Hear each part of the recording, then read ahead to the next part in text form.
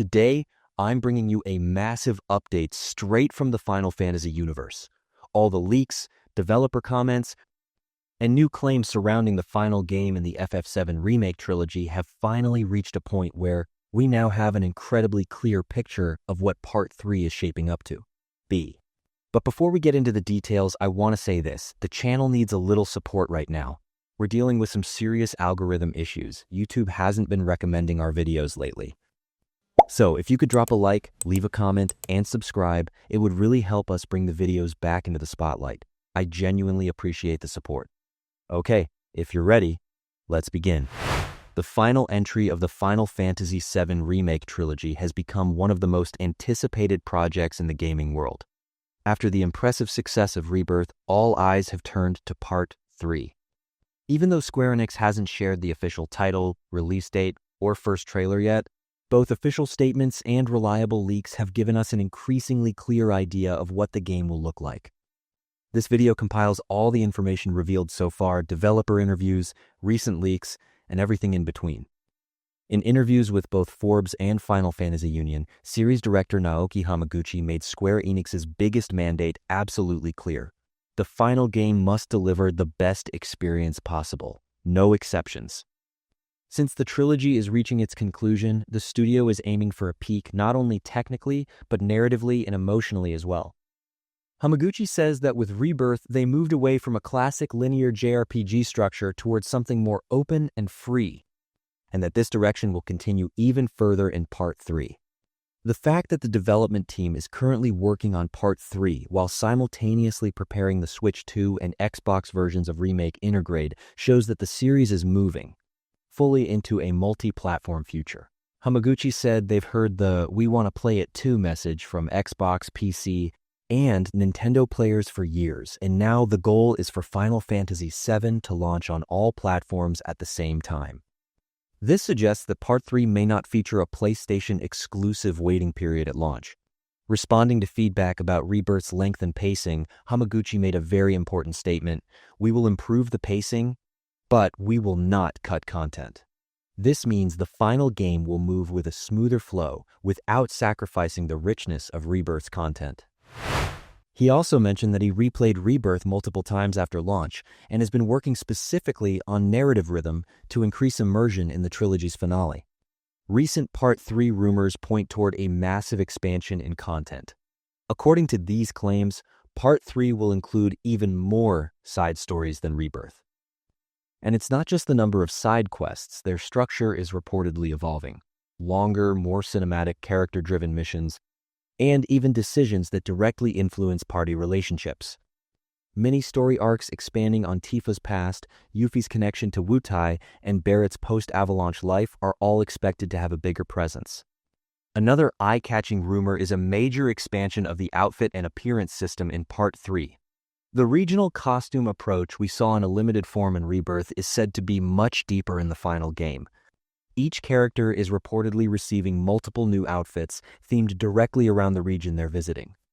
Traditional warrior attire for Wutai, fun festival outfits for Gold Saucer, and even specialized stealth suits for infiltration missions are said to be in development. These outfits won't just be cosmetic. Rumors claim they may influence NPC reactions and unlock specific mini-games or quest options. That means character appearance could become a true gameplay layer rather than a purely visual feature. If true, Part 3 could offer some of the best role-playing mechanics in the trilogy, with outfit choices subtly affecting story flow for the first time. Rumors about world size are equally exciting. Rebirth already featured huge, diverse regions, but sources say Part 3's world will be even larger, denser, and more detailed.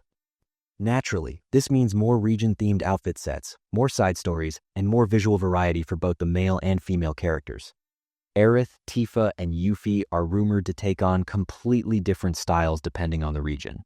Cloud, Barrett, Red the 13, and Kate Sith are also said to be receiving new outfit sets, suggesting a visual peak in the final game. Some leaks even claim there may be automatic outfit transitions between regions, helping characters blend with the environment and deepening the sense of immersion. Finally, rumors about hidden cinematic scenes tied to regional outfits and story choices have stirred huge excitement within the community. These scenes, unlockable only through specific outfit combinations or critical side quest decisions, could dramatically increase replay value. If true, Part 3 wouldn't just be the emotional finale of the trilogy, it would also be its most content-rich entry. Alongside these rumors, official statements also reveal a very meticulous development process. Hamaguchi's emphasis on lighting and facial animation suggests far more powerful emotional scenes. Lighting plays a huge role in emotional expression, and we know that even the Switch 2 port is being optimized heavily to maintain quality.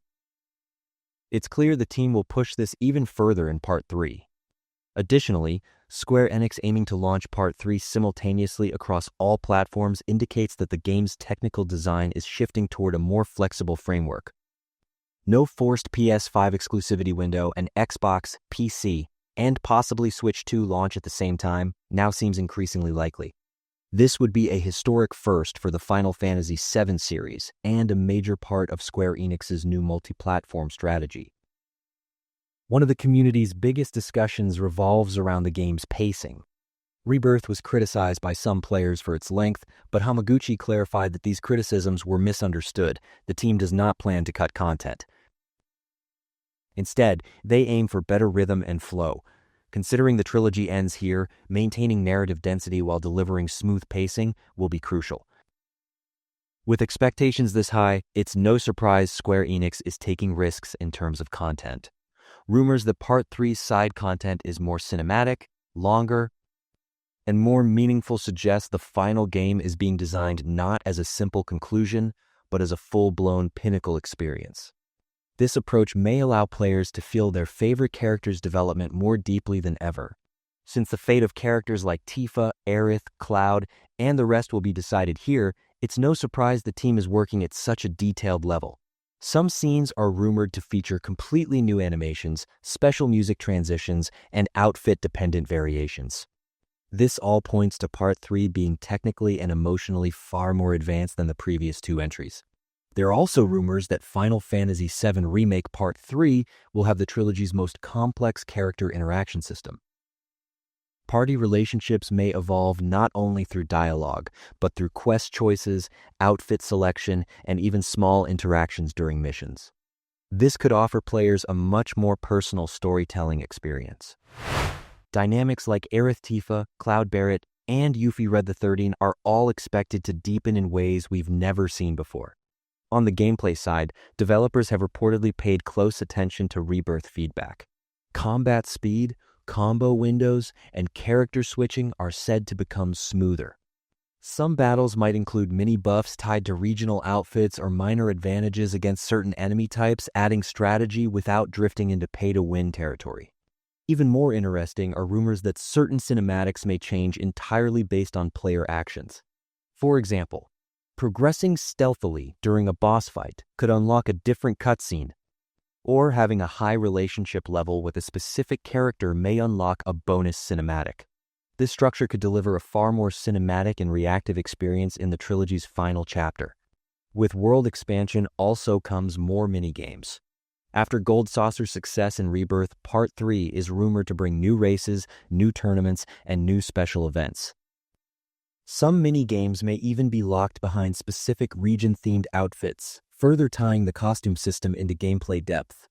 With all this information combined, Final Fantasy VII Remake Part 3 is shaping up to be the largest entry in the trilogy technically, narratively, and content-wise. While an official release date hasn't been announced, both Hamaguchi's comments and Square Enix's insistence on delivering the best possible experience suggests the studio won't rush the final chapter.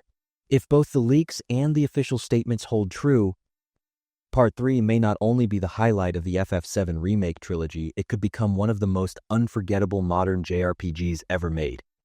So yes, my friends, Final Fantasy VII Remake Part 3 is still officially shrouded in mystery, but the combination of developer comments and recent leaks speaks volumes. It looks like Square Enix is preparing this game not just as a finale, but as the trilogy's peak and maybe even a new benchmark in modern JRPG history. Deeper character stories, region-based outfit systems, expanded side quests, better pacing, multi-platform launch. If even half of these are true, we're in for a truly legendary finale. If you enjoyed the video, don't forget to hit like, leave a comment, and subscribe so you don't miss any new FF updates. I'll see you in the next one. Take care.